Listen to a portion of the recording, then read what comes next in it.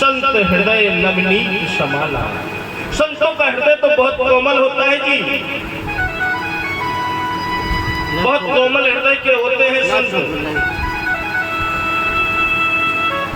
उस उद्दंड बालक की बातों में आकर के संत लोग उसी राह पर चल दिए और घर के सामने एक वृक्ष था, उस वृक्ष के नीचे सभी संत बैठ गए। देखना संतों की महिमा क्या है। अब अजामिल रात को चोरी करने जाता था तो दिन में सोता था। संध्या के समय अजामिल सो रहा था। संत पहुंचे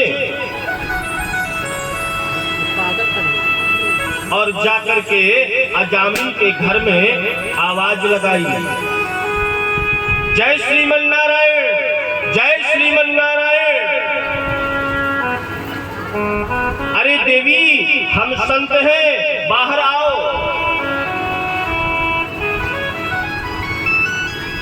धुंधकारी की पत्नी ने जैसे ही संतों की आवाज सुनी दौड़ करके आई, दरवाजा खोला। ध्यान दीजिएगा, और जैसे ही दरवाजा खोला और अजामिल की पत्नी की दृष्टि उन संतों पर पड़ी,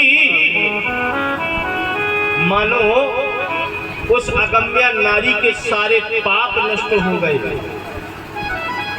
उन संतों के दर्शन से उस वेश्या का हृदय परिवर्तन हो गया। ये होती है संत कृपा।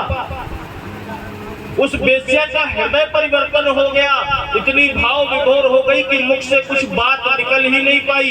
संतों ने कहा, अरे देवी हम अयोध्या से आए हैं, पद यात्रा कर रहे हैं, श्वेतवंद रामेश्वरम जाना है, आज रात्रि तुम्हारे यहीं विश्राम करेंगे।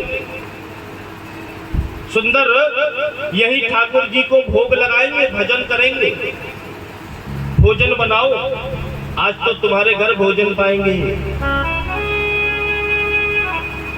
उन संतों के दर्शन जैसे ही उस अगम्या नारी को हृदय परिवर्तन हो गया।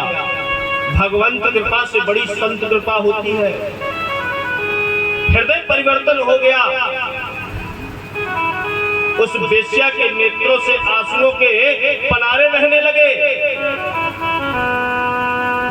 हाथ जोड़ के बोली, महाराज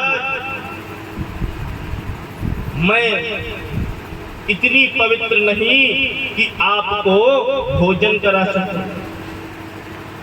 महाराज मैं तो इतनी भी पवित्र नहीं कि आपको जल दे दूं पीने के लिए। नेत्रों से अश्रुधार बह रही थी। हृदय परिवर्तन हो गया था संत के दर्शन से। जाकर के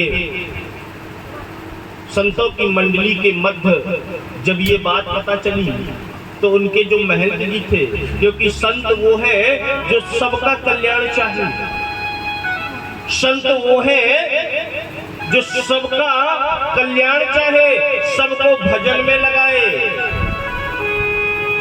संत वो है जो आपके अंदर काम क्रोध आदि विकारों को नष्ट कर दे, उसे संत कहते हैं। संत वो है जो दुराचारत लगा विमार्गा क्रोधादि दग्धः, जो दुराचारत मार्ग में है, क्रोध की अग्नि में जल रहे हैं, काम क्रोध लोभ मोह ईर्ष्या अहंकार